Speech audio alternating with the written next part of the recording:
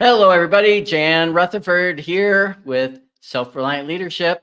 This is our fifth session when we're talking about our new book, Becoming a Self-Reliant Leader. And I'm going to hide over here. It's How Grit and Disciplined Duty Forge Indomitable Teams. And I had the great pleasure of writing that book with Jackie Jordan. And Jackie will be on in our last session of this August 20th when the book launches. And today we're going to talk about a chapter that's one of my favorite chapters. It was called Movement, Direction, Pace, and Tone.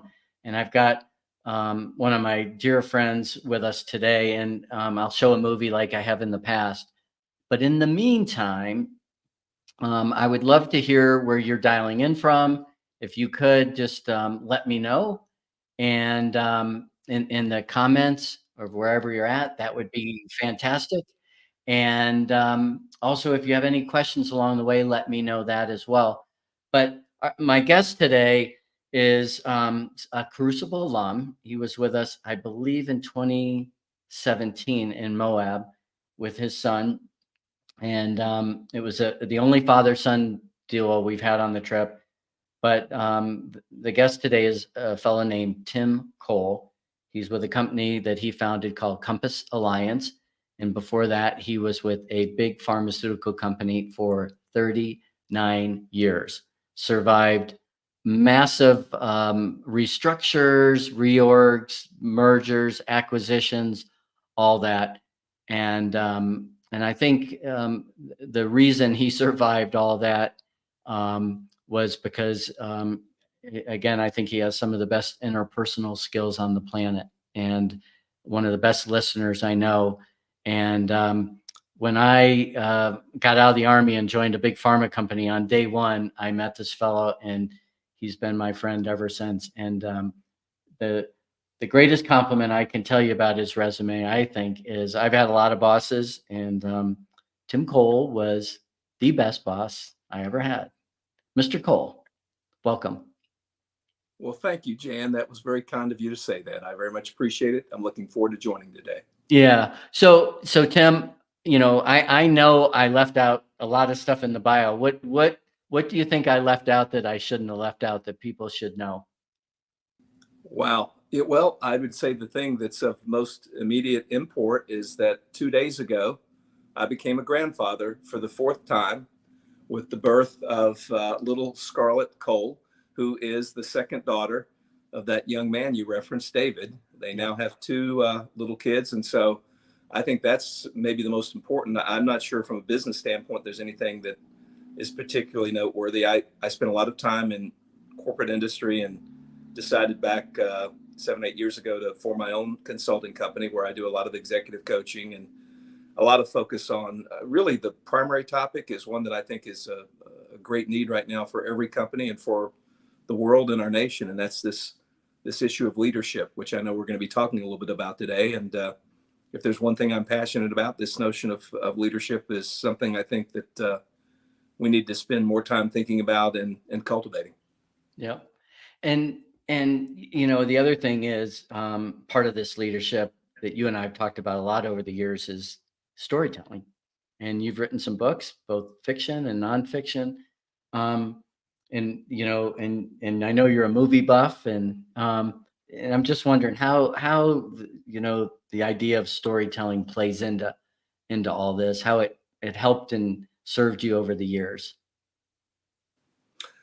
Well, if I were to think about the great communicators that I've met over my decades in industry and then as a consultant, every great communicator I've ever worked with could do three things. They understood the power of story, they understood the power of sayings, and they understood the power of symbols.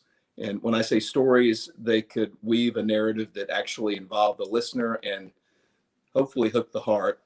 When I say sayings, I as you know, I collect quotes. I Mhm. collect them. I literally have a file of quotes. I think we all uh, appreciate a simple quote that takes life's experiences and breaks it down into something that's very concrete. So whether you call it proverbs or quotes or sayings, I think that's powerful. And then the last piece is the power of a symbol. So going back to the storytelling piece, if I could wish one thing for everyone that's listening now is if you can learn how to tell a powerful story, you're going to beat all the people that understand data and information, because a powerful story is it's like the brain, hyper connected. And unfortunately, we don't have a lot of great storytellers out there right now. Yeah, I did. I don't know if I ever told you this, Tim. I did an experiment with a group in Seattle once where I put a PowerPoint up with their values, the company's values. And so I had an image up there, and it was their values and their mission, their vision. And I basically read it to them. And then, they went out, and then another group came in, and I told the story, The Sound of the Forest, where the master tells someone to go out and, listen to the forest and come back and tell you what you heard. And I went through that whole story. No pictures, no imagery, no nothing. I brought both groups together, and I asked the group, tell me what your values and vision and mission are. Your values, vision, mission that I showed you in the slide, and they couldn't recite it. The people who had heard the story I told one time, I had somebody start the story, and I stopped them, and I pointed at someone else. I said, pick it up where they left off. And they were able to tell the story perfectly. And it was just amazing that, we can remember those kind of things. That's a wonderful example. If you think about it, if I looked over and carried it over here, I carry a lot of prehistoric artifacts, and to include, if you can believe it, Neanderthal axes from Europe.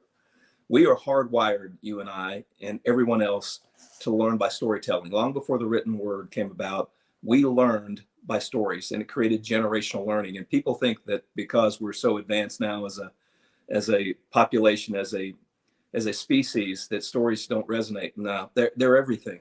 Every great communicator in history, whether it's Churchill or King or Roosevelt or Lincoln, they could tell a compelling story. And your example, I mean, that's a great story right there that hopefully would help people begin to think about that. Yeah. Well, this whole idea, this chapter we wrote, we tried to write a chapter for every piece of each stage of the crucible. And movement is what chapter 4 was about. That, when the group, a bunch of strangers, military veterans and executives, start moving down the trail, whether it's through a slot canyon in Moab or up a summit, an alpine summit in Colorado, there's things that happen. And, I often use the phrase direction, pace, and tone. Like, okay, we're going up to this peak called Red One. It's 2 miles. It's 3,000 feet of elevation gain. The pace is going to be as fast as our slowest person, because we're going to stay together. But then the other part that gets left off often is the tone. How do I want people to feel as they're being led?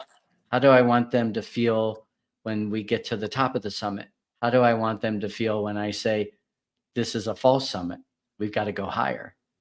And what I see over and over, and I'm interested in your perspective, both as a past participant and as someone that's with executives a lot, how often tone is used ineffectively and left off, and how often it's, used effectively, that people are very intentional and deliberate about how they want people to feel: engaged, committed, energized, inspired.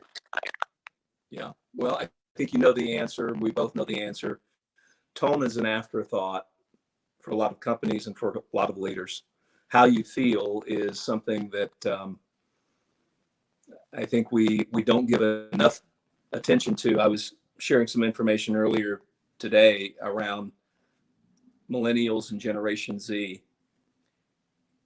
And the data is overwhelming that today's worker wants a sense of purpose, and they want to know, in so many words, more than just job satisfaction. They want personal development, which I think falls right in the ballpark of tone.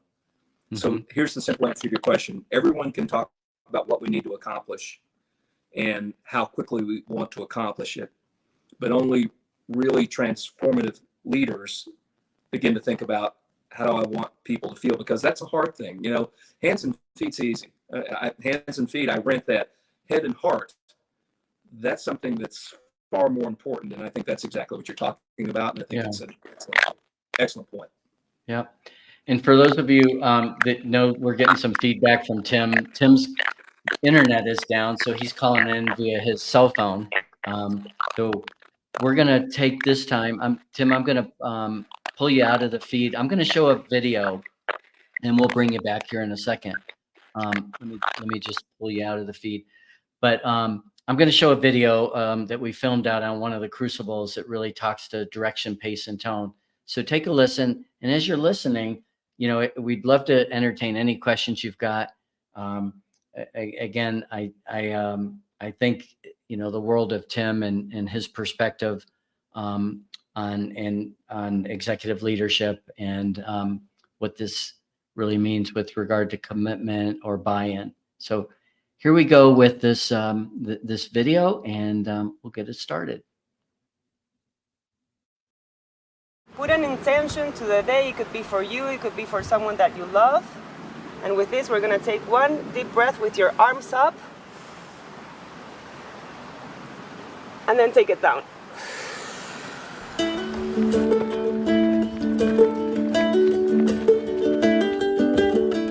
So when it comes to movement regarding a crucible, it's all about pace.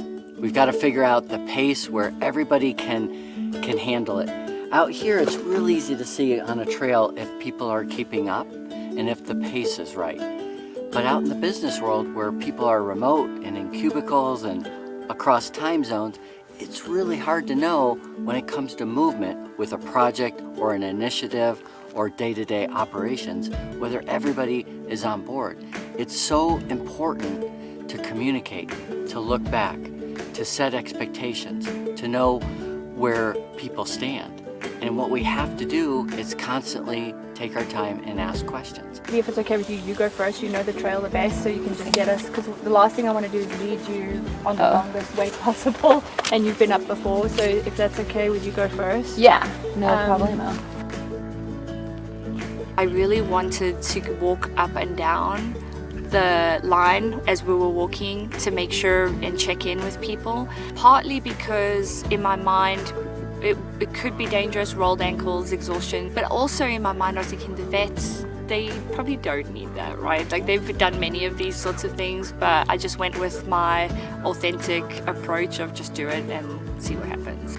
Being that first one, you need to make sure you're watching literally where you step, because the step you take is the step the person behind you is going to take, and all the way through the back of the row. And I think that adds also, you know, the pressure to make sure that you're looking at the surrounding, that you're making the right decisions. And I messed it up a couple of times. You know, I went up a hill that I didn't need to, and I was like, oh no, it's this other way. You think about, you know, the pace on the field, and you're in that first level of leadership, let's say, everybody's behind you, and you take this back into the business world. You have to think of, am I going too fast, and is my team being able to follow me? And I think when we go back into our offices, it's good for us to be very aware of, how am I driving this team? Is this team having what they need? Do I need to slow down? Is there anyone that needs a bit more of attention? Do we need to go faster because the team is asking us, because the team can handle it? When we're making mental effort at work, when we're putting, you know, the hours into the day to get deadlines done, it's the same thing. Like, you want to make sure that the pace is just about right, and you can stretch your team a bit, but not enough to make them burn out, right? At one point on one of these trips on a glacier in Alaska, we got all spread out, and one of the military veterans said, hey guys, you want to go fast? You go alone. You want to go far? You go together. And I think that's really the essence of what we're trying to do here. I don't know if you can tell by the scenery behind me, but we came up from the bottom of that canyon yesterday, and there was 12 of us. And it was a very steep climb, rocky. Somebody described it as kitty litter. And what we decided is we'd have to stay about 10 feet apart so that nobody would get hit with rocks and people would find comfortable places to take a break. Well, the expectation was set that what we would do is you would move at your own pace. You would take breaks when you were out of breath, and you would move. And I was thinking about that in the business world. Do we sort of set those sort of expectations with people? hey, you go at your pace. Well, the objective is to get to the top, and we'll all get there together, we'll regroup. But are we thinking about, hey, you know what, I trust you to go at your pace because I know that you understand the common purpose of the team and the objective, and that we're all going to get there together.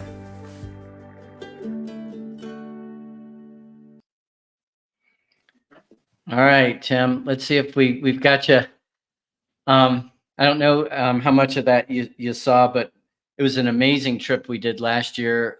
Melody and Paz led that day. Melody's from South Africa, Paz is from Chile. So it was not only interesting to have different perspectives on that trip, but they were leading quite a few people that were from the special operations community, and they just did a terrific job. And when we got up there, people were motivated. The tone, people were pretty happy. They were ready to do more.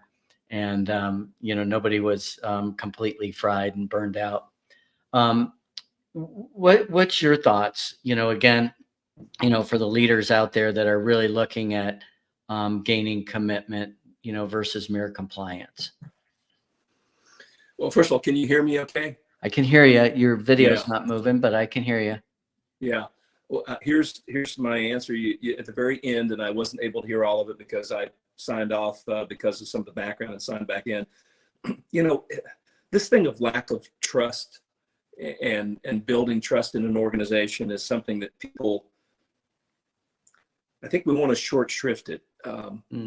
What makes your Crucible experiences so unique, Jan, is that by the time you get off of them, you've bonded with people. You feel like, I really like this person, and more important, I can rely on them.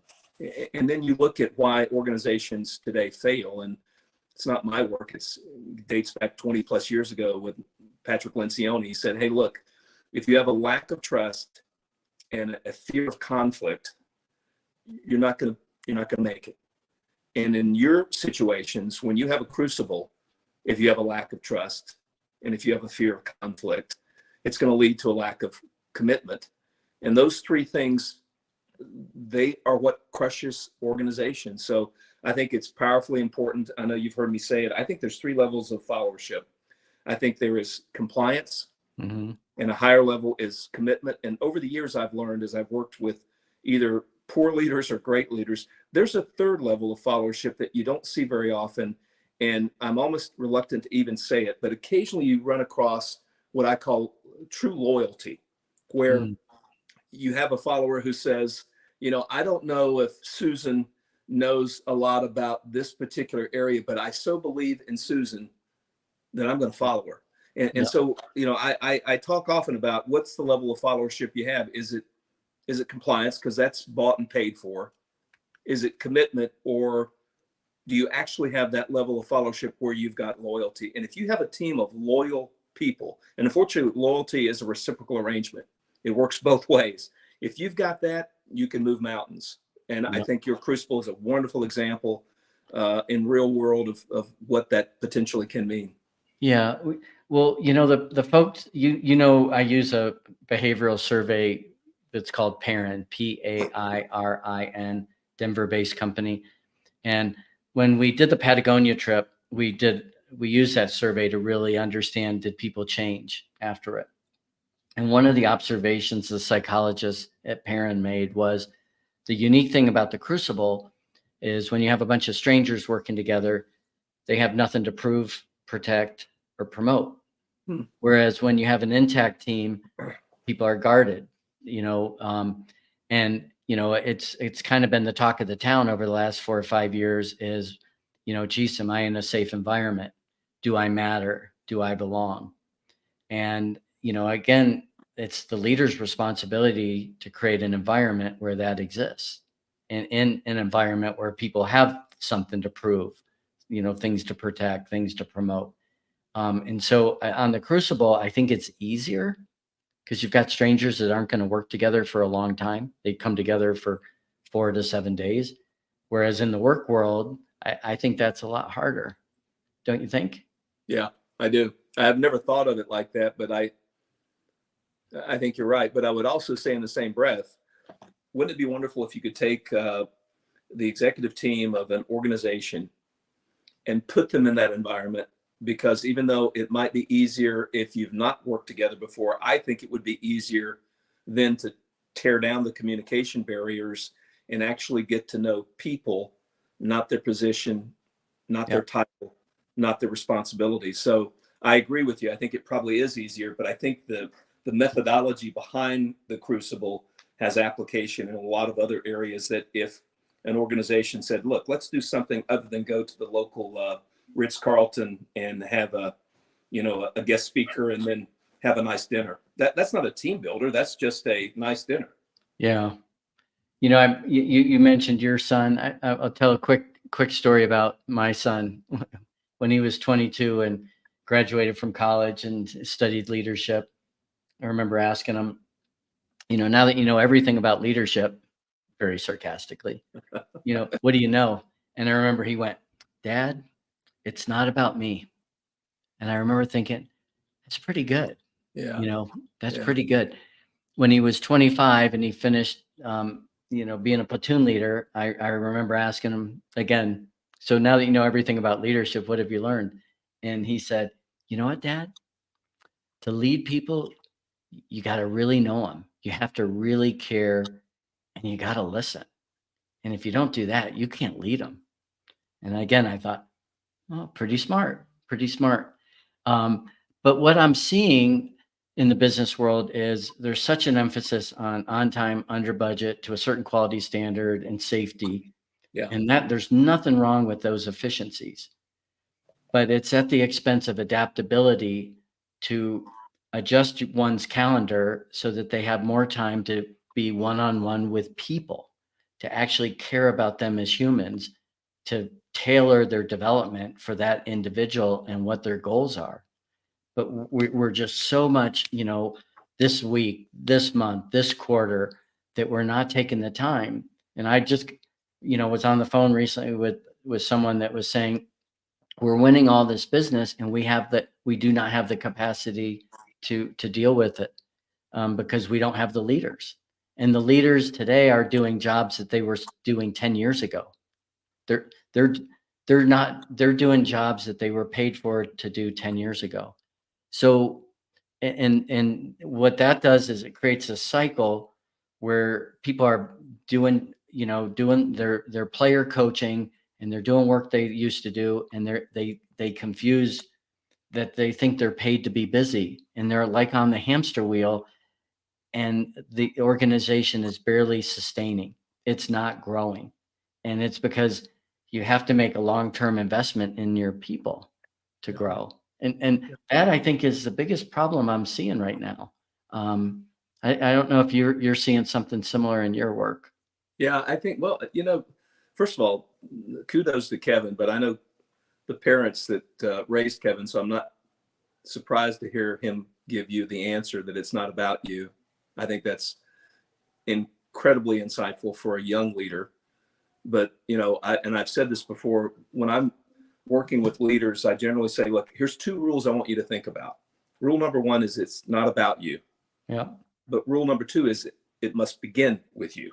And you said it, and I agree with you. There isn't an investment being made in many organizations into leadership until they reach a crisis point, and then it's, the walls are caving in and the ceiling is falling. I know you've heard me say this.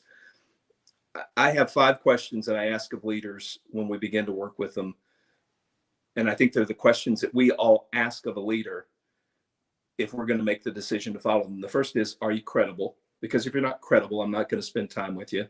The second question is, can you make me better? Because most of us don't want to just maintain status quo. The third thing is, do you have a vision or a purpose that I can buy into? And the fourth is, do you care about me, and can I trust you? And I've used some variation of that for years, but it was only in the last several years that when I was doing some research, I realized that's not really rocket science, but most of us, if by the answers we give, if we're a leader, not the answers verbally, but our actions, if we give people a sense of stability, of affirmation, of hope, of compassion, and of trust, you're probably going to be a pretty good leader. Yeah. The problem is, you hit it dead on. We spend so much time working on the stability and can you deliver the results piece, and not nearly enough time on the human element. The skills piece is one thing, but when you start talking about hope and compassion and trust, those are character issues. And sometimes, I don't know about you, Jan, I've worked with great people that had great skills that I wouldn't follow across the street to get an ice cream cone. Yeah. I just wouldn't, because their ability to listen, to care about other people, they cared about somebody, but it was themselves. And that's usually not a long-term recipe for a leader. Yeah. Well, I do agree. And, again, I think it boils down to, if I had to boil it down to one word that I think leaders need to do more of that would really make a difference, is appreciation. It's like, just appreciate people. Yeah. I worked with a leader last week. He's mad at one of his people. Because he feels that this person isn't performing. This person basically feels ostracized. Like, I know that that leader doesn't want someone to feel ostracized, but when we're mad at someone and we ignore them, it really says, it's socio emotional torture. We're animals. We're social animals that need to feel we belong. And, it's avoidance of difficult conversations. And again, if we really care about people, we're going to be compassionate. If we really care about people, we're going to be candid. And as I always say, I think the difference in nice and kind is nice is all about you, how you want to feel. Kind is about really telling people what they need to hear, not what they want to hear, because you really care about them. Mm-hmm. And it might not be, that might not give you the warm and fuzzy, but it's not about you. Mm-hmm. It's about other people. And over time, they will appreciate it. I've told this story a million times. You've heard me about the time when you were my boss and you asked if my team was committed or compliant. And I remember my team was performing really well. And I went, hey, we're doing great. We're hitting our numbers. We're number one. And you said, yeah, but, how do you feel about going on vacation? And I go, they're going to slack off. And you went, and then you asked me, who would be the leader if you were on an island? Would you be the leader? Or would somebody else? And I remember I said, no, I think they would eat me. But it was this really great lesson about, I've got a team that's compliant. They're doing what I want them to do. Cause I was riding them really hard. They weren't doing it because they were committed or even loyal. And, again, I was singularly focused on the mission, the task, not the relationships. And, again, they were going to perform well for that quarter, that year. But after that, they were probably going to be burned out and exhausted and probably looking for a different company to go to. And instead of you just telling me, hey, change your behavior, you asked a lot of self-discovery questions, and you were very patient, with this knucklehead. And again, that's what I don't see happening these days, where people will take the time, an hour or an hour and a half, or sometimes 3 hours to work with somebody, because their schedules are so packed with everything from 7 a.m. till 6 p.m. It's just meeting after meeting after meeting. And I think that the tough part is I don't have very many people that come to me and say, hey, managing my team is hard. I think the tough part is managing up and negotiating and not saying absolutely yes to everything. When they say, hey, we need these results, it's like, hey, I can give you those results, but not in a month. I can give those results to you in 6 months. But here's what happens if I give you those results in a month to my team. And I don't think we're having those conversations. And I think part of it is a lack of courage on a person's part, but I think it's also a lack of awareness on that leader's part to realize and create an environment where somebody can push back and negotiate. on behalf of the humanity of people that they're responsible for. So I don't I know think that's beautifully said. I couldn't add and wouldn't try to change one word. Full disclosure for the people that will listen to this, the conversation that Jan referenced in a coffee shop in South Florida a gazillion years ago was a conversation that involved a emerging great leader who already had an incredible level of insight.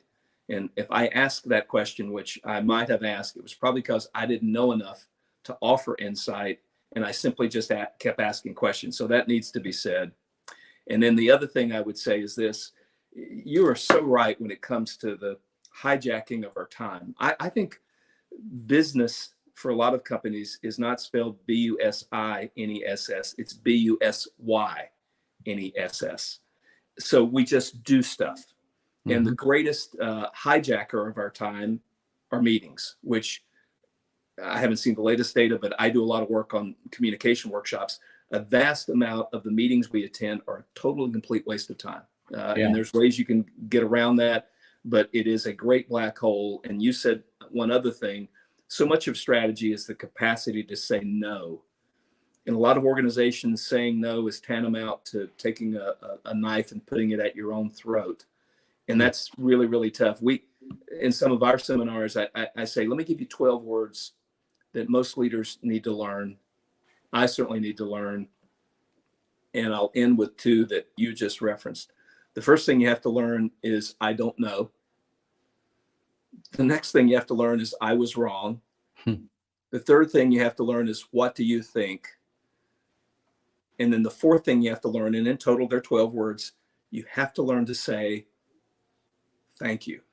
And if you learn those things and actually begin to believe in their power, you can move much closer to becoming a real leader and not a manager. That, I know you've heard me say it: those who cannot lead at best hope to manage, those who cannot manage at best hope to control, and those who cannot control at best hope to coerce.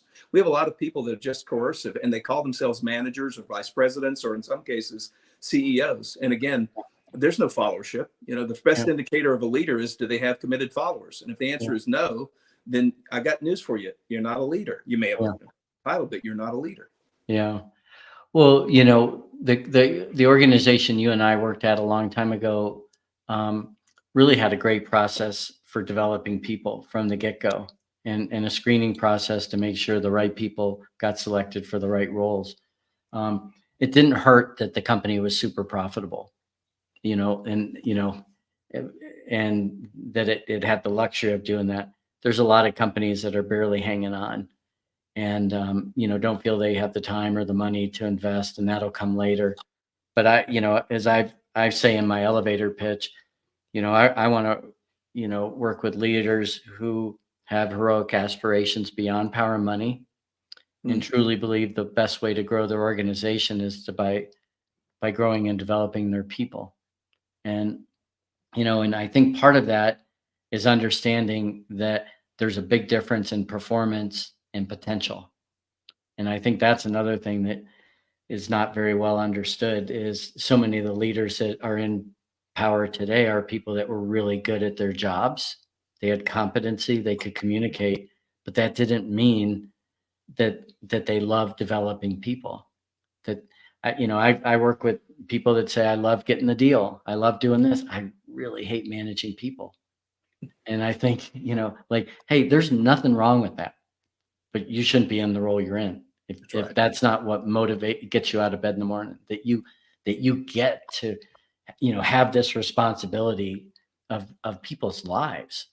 And I remind people all the time that are leaders that you are going to be talked about at the dinner table every single night. If you're the boss, you're one of that person's most important people in their life at the moment. I don't know about you, but if I reviewed all the bosses I ever had, about a third were terrible, a third were okay, and a third were really good. And I learned from all of them. But boy, the ones that were really good, you'd think back, you're like, I don't think I'd be where I'm at if somebody hadn't believed in me, invested in me, change the trajectory of my life. And I think that's this thing about leadership is it's not just about the bottom line and profit and loss and all that. I mean, we are, helping people build lives and take care of their families and be good citizens. And hopefully, understand the difference in virtues and vices, and that, everything requires this balancing act. So, yeah, I think it's an awesome responsibility. I agree with you. I don't know if you've done any work in looking at the selection process for leaders. You said something, I think it's so very true. The fact that you've been very good as an individual contributor does not necessarily lend itself to being a leader of people. But a lot Right. of organizations, they say, you're the top salesperson, you're the top marketing person, so we knight you vice president. I would be interested to see what research has been done in looking at retroactively the great leaders and why they are so distinguishable from the average. And I would submit to you that there's a character factor in the great leaders that seems to differentiate them. And that doesn't mean that individual contributors might not have great character. But I agree with you. When I look at my career, and I say to a lot of our clients in our workshops, I say, look, in the course of your career, I mean the full duration, if you're lucky, you'll meet 3 great leaders. 3 great leaders. And you may not even know they were great until years have passed, but you'll know because their imprint carries forward with you, sometimes 5, 10, 15, or in my case, 40 years after the fact.